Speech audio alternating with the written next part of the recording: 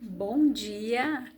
Estou aqui então para o nosso devocional de hoje e hoje nós vamos ler Mateus capítulo 9 a partir do versículo 9. Diz assim: Jesus e Mateus. Jesus saiu dali e no caminho viu um cobrador de impostos chamado Mateus, sentado no lugar onde os impostos eram pagos. Jesus lhe disse: Venha comigo. Mateus se levantou e foi com ele. Mais tarde, enquanto Jesus estava jantando na casa de Mateus, muitos cobradores de impostos e outras pessoas de má fama chegaram e sentaram-se à mesa com Jesus e os seus discípulos. Alguns fariseus viram isso e perguntaram aos discípulos: Por que é que o mestre de vocês come com os cobradores de impostos e com outras pessoas de má fama? Jesus ouviu a pergunta e respondeu: Os que têm saúde não precisam de médico, mas sim os doentes. Vão e procurem entender o que quer dizer este trecho das Escrituras Sagradas. Eu quero que as pessoas sejam bondosas e não que me ofereçam sacrifícios de animais, porque eu vim para chamar os pecadores e não os bons. Então, olha o que Jesus ele fez aqui. Quando ele chamou Mateus, ele era um homem que ele era judeu, mas ele cobrava impostos do seu povo, né, judeu, para Roma. Mateus era odiado pelo povo, né? Então, quando Jesus viu aquele homem sentado ali, fazendo aquilo, Jesus pegou e chamou ele, né? Jesus chamou ele e disse: Venha comigo. Mateus se levantou e foi com ele. Mais tarde, na casa de Mateus, Jesus estava jantando e ali chegaram outros publicanos, que eram os chamados cobradores de impostos da época. Aí, Jesus foi questionado, aonde diz ali outras pessoas de má fama, outras pessoas que de repente faziam outros, né, tinham outros postos de cargos de trabalho que também o povo condenava, né? E Jesus respondeu, quando Jesus foi criticado: porque o mestre de vocês senta com pecadores?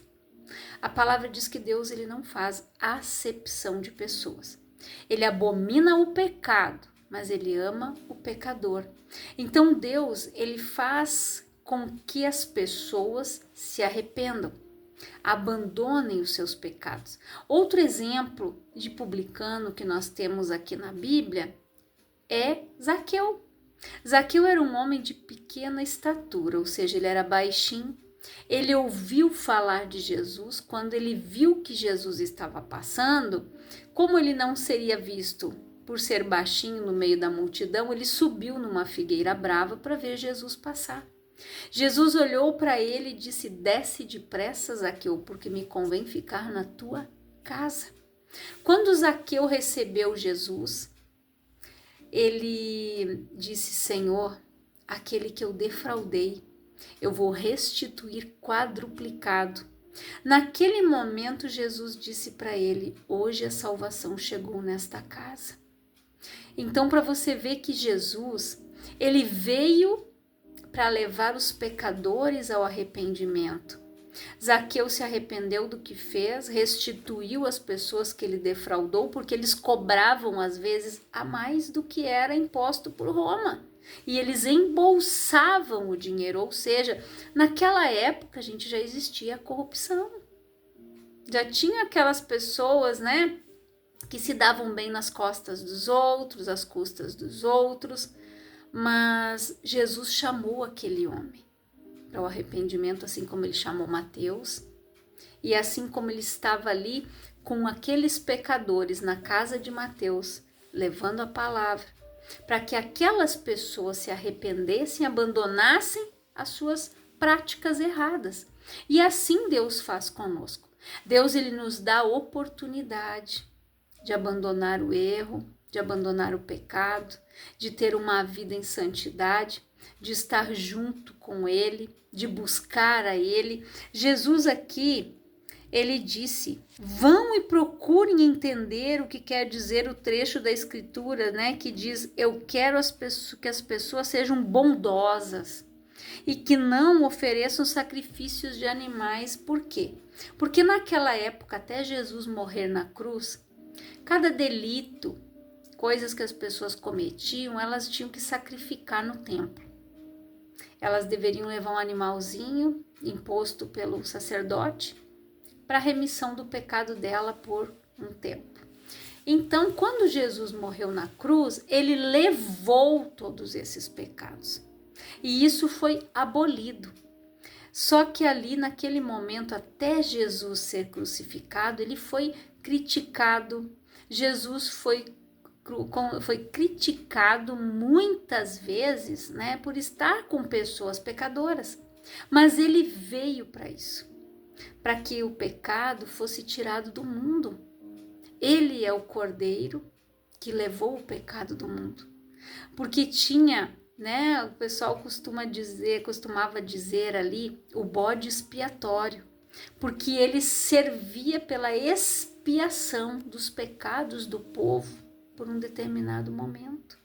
Porque as pessoas, elas vivem pecando, elas vivem tropeçando. Em Tiago diz que nós tropeçamos em muitas coisas e principalmente nas nossas palavras, nas nossas atitudes, nos nossos gestos. Nós tropeçamos, nós falhamos, nós pecamos, gente. Se nós formos analisar, nós pecamos. Quando nós julgamos alguém só com o olhar, quando muitas vezes uma pessoa passa e nós fizemos assim para o outro, nós estamos pecando. Então nós não podemos julgar as pessoas. A gente não sabe a criança que ela foi, as coisas que ela vivenciou, coisas que ainda estão influenciando a sua vida adulta, coisas que ela ainda precisa trazer para a luz, confessar para que ela seja liberta por completo. E se você ler o livro de Tiago, você vai ver que Tiago fala muito sobre a nossa língua. O nosso cérebro, gente, ele grava as coisas que nós falamos. Ele é como um computador, ele processa.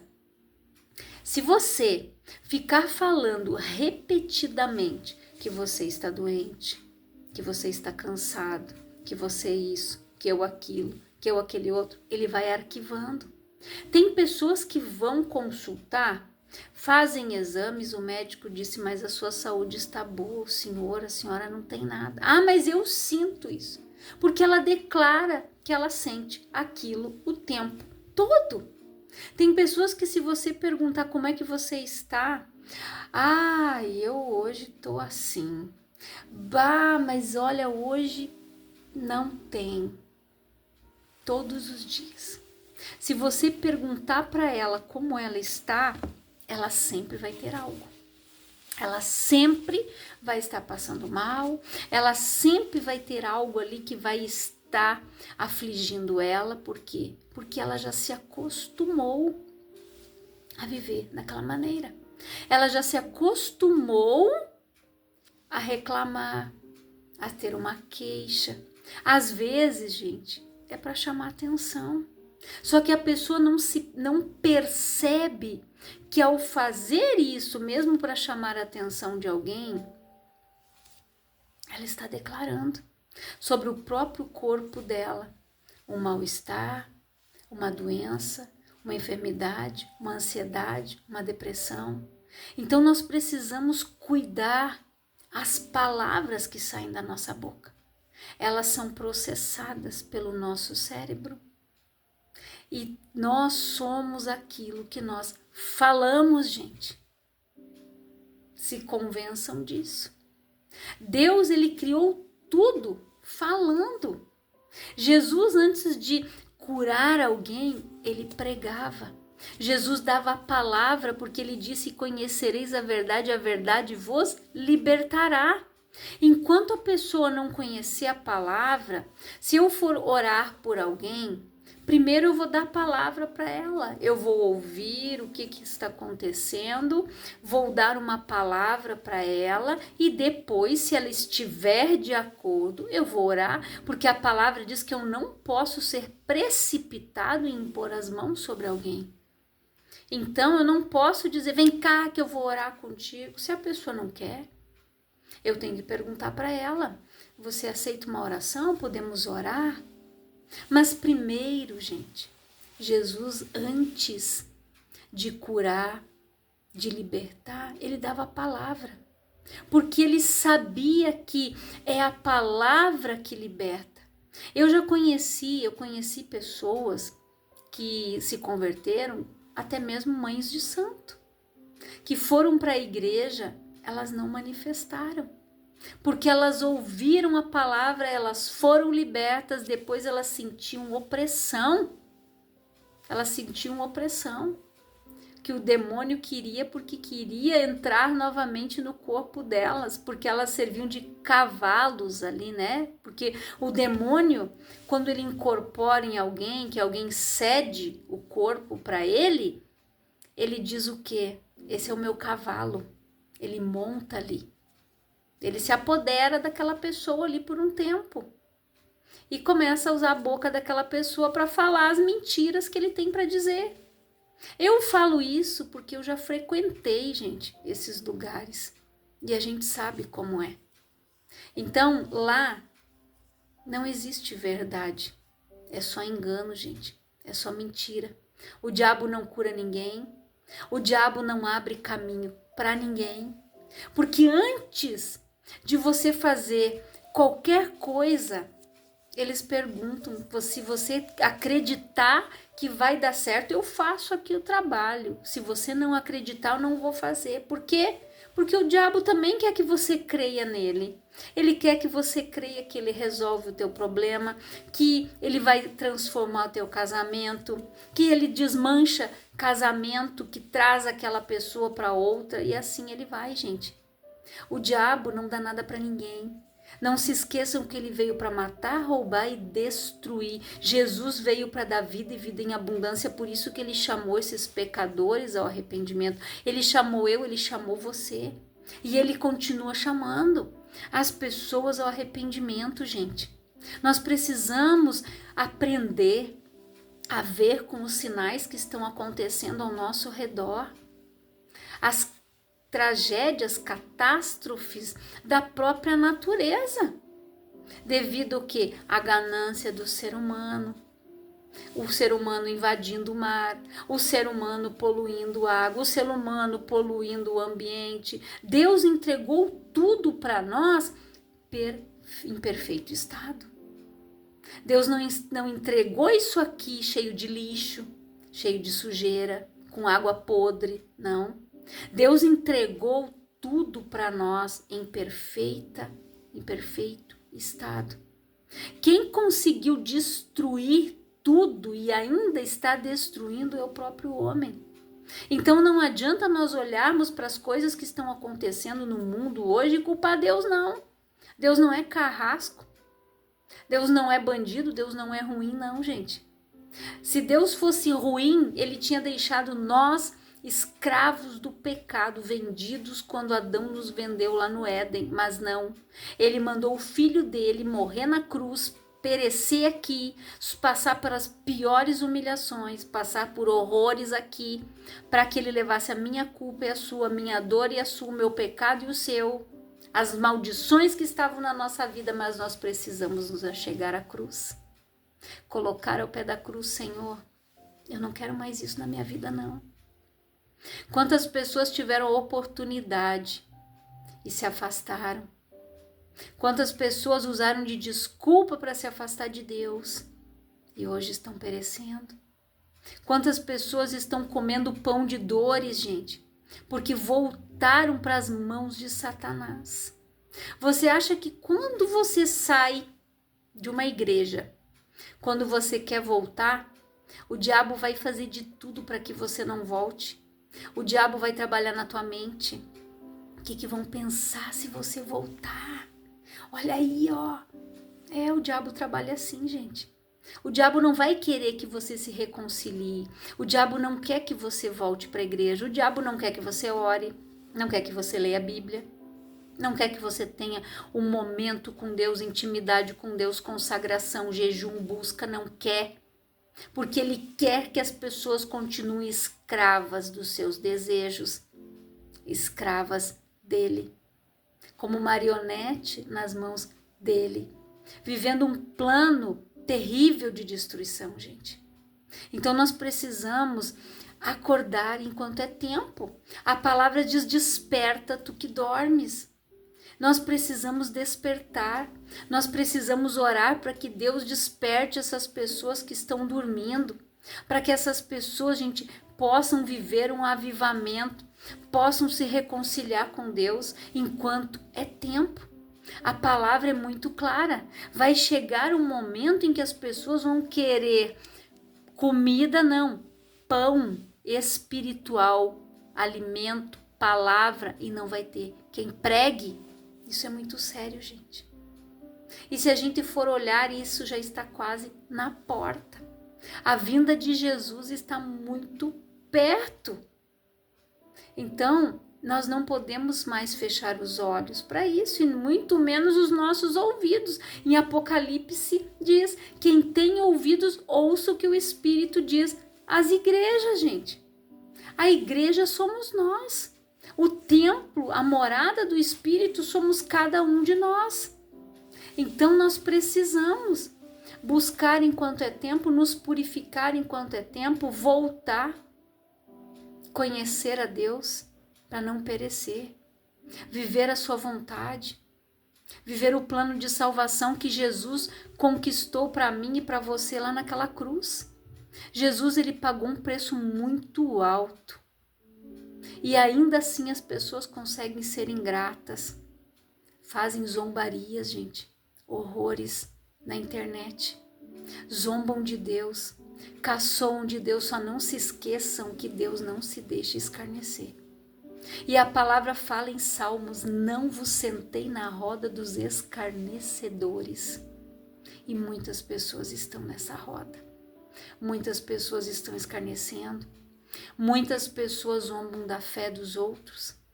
Muitas pessoas fazem piadinhas. Mas Deus está vendo. Deus não se deixa escarnecer. De Deus ninguém se zomba. Então, Deus, ele é amor, ele é bondoso, mas Deus é justo. Quantas pessoas eu ouço falar: mas como que a pessoa lá é desse jeito e tá lá assim? Pois é, gente. Às vezes, na aparência, você acha que está tudo bem. Se você for olhar as redes sociais hoje, a maioria de tudo que é postado ali é mentira. As pessoas postam que são a família mais feliz da face da terra, às vezes não tem diálogo, brigam, sentam ali para fazer as refeições, um na sala, o outro lá na mesa, um no quarto. Eu já ouvi pessoas me dizendo: se eu quero falar com a minha filha, com meu filho, eu tenho que chamar ele no WhatsApp. Você já pensou isso dentro de casa? O filho dentro do quarto, a mãe chama, o pai chama, eles não respondem. Mas se você chamar ele aqui no WhatsApp, eles respondem na hora. Isso, gente, é algo demoníaco. O mal, ele está cada dia ali, ao derredor, bramando como um leão, achando quem possa tragar. É o que diz a palavra: o diabo, vosso adversário. Então não se esqueça de que o nosso adversário não é Deus, não é Jesus, é o diabo, gente. Ele anda ao derredor, bramando como um leão, achando quem possa tragar. Se você for olhar uma pessoa que quer assaltar ou que quer cometer um furto, ela vai com tempo. Quem vai assaltar um banco? Ela tem tempo. Ela planeja. Ela olha como é que funciona o andamento do banco, quantos seguranças tem, como é que é o policiamento na cidade, como é que é o acesso para sair da cidade. Gente, eles estudam tudo. Não é assim, não. Eu vou lá e vou roubar, vou entrar lá e vou assaltar aquele banco. Não. É assim que o diabo faz também. Ele arquiteta um plano. ele fica à espreita, ele fica andando ao derredor. A palavra diz: não deis lugar ao diabo, gente. Quando você dá lugar, ele entra e faz uma devastação completa. É ele que faz, não é Deus, gente. Quando eu dou lugar, quando a pessoa dá brecha, ele entra. Quando ela começa a viver crenças limitantes que foram lançadas sobre a vida dela, quando ela vive num mar de inferiorização, porque eu isso, porque eu não aquilo, porque quando as pessoas chegam num processo de vitimização, gente, é terrível, terrível, terrível, porque ela está fazendo exatamente aquilo que o diabo quer. Ela está rezando ali, fazendo uma oração para o capeta. Quando ela começa a dizer: eu tô assim, eu tô assado, porque eu tô desse jeito, porque eu não sei o quê. Pois é. Porque a palavra, quem conhece a verdade e é liberto, por mais que a pessoa esteja passando ali, ela diz: como é que você está? Tudo bem, graças a Deus. É igual aquela mulher que ela fez um quarto para o profeta. E o profeta disse: o que aquela mulher não tem? Ela não tinha filho. Ele orou, Deus abençoou. E o filho daquela mulher veio a óbito. E ela pegou, ela foi até o profeta. Quando ela chegou lá, ele disse: tudo vai bem, tudo vai bem. E o filho dela estava morto. Ela disse: o que eu fiz? Eu não pedi filho e o meu filho está morto. O profeta voltou lá e trouxe aquele menino de volta. Por quê? Aquela mulher não foi lá chorando, se esgoelando: a culpa é tua, eu não te pedi filho, porque agora o meu filho morreu. Não, gente. Quando ele perguntou: tudo vai bem? Tudo vai bem. E o filho dela estava morto, em cima de uma cama. Para você ver como são as atitudes das pessoas que agem pela fé. As pessoas que não vivem aquele plano de destruição do inferno, gente. Por mais que o mundo pode estar desabando, você diz: graças a Deus está tudo bem. Nós somos gratos porque nós temos um Deus conosco, gente. Quantas pessoas estão passando por lutas terríveis nesse momento e não tem Jesus do lado. Mas nós temos quem guerreia as nossas guerras. Enquanto nós guerreamos as guerras do Senhor, o Senhor guerreia as nossas. Enquanto eu oro por alguém, enquanto eu converso com alguém, eu evangelizo alguém, eu estou fazendo a vontade do Senhor, a obra dele. Ele cuida da minha casa. Ele guerreia as minhas guerras porque eu estou guerreando as dele. Eu estou fazendo aquilo que ele me chamou, então ele vai cuidar do que é meu. Ele vai cuidar da minha casa. Então, pare de se vitimizar. Pare de viver se um dia alguém falou que você não ia ser isso, não ia ser aquilo. Você tem que olhar para o diabo e dizer: diabo, antes de eu conhecer a palavra, eu acreditava nas tuas mentiras, hoje eu não acredito mais. Hoje eu vivo a vida em abundância que Jesus conquistou para mim naquela cruz. Você pode até dizer que eu fui um derrotado, fui. Você falou bem, eu fui um derrotado, eu não sou mais, hoje eu sou mais que vencedor. Eu fui comprado pelas feridas de Jesus, hoje eu não vivo mais uma vida miserável. Mas eu sou mais que vencedor em Cristo Jesus. É isso que você tem que declarar para o inferno. É isso que você tem que confessar. É isso que Deus espera de mim e de você. Então, reflita nesta palavra. Jesus veio para os doentes, para chamar os pecadores ao arrependimento. Então, volte a Deus.